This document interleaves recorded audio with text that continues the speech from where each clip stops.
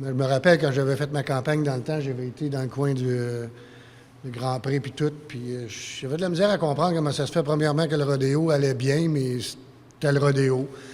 Puis le derby, je l'avais entendu parler, le Gymkhana, toutes des compétitions équestres, puis ça se tenait presque pas ici.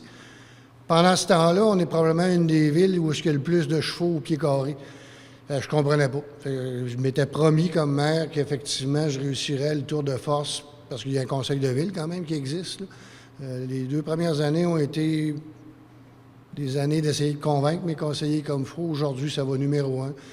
Ça semble comme ça, là, une voiture d'hiver, oui, une voiture sur ski, mais on est rendu maintenant où on parle pratiquement de Formule 1, des sleighs. Depuis une dizaine d'années maintenant, on a perfectionné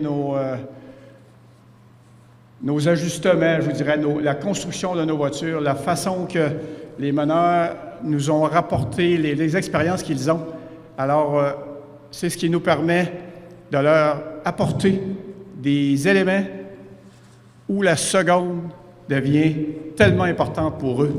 Alors que je vous dirais qu'en fin de semaine dernière, tout s'est joué en l'espace d'une seconde pour les 4 premiers meneurs. Donc, c'est une discipline où le meneur doit faire courir son équipage de chevaux sur un parcours d'obstacles prédéterminé. C'est 2 rondes de qualification puis un barrage.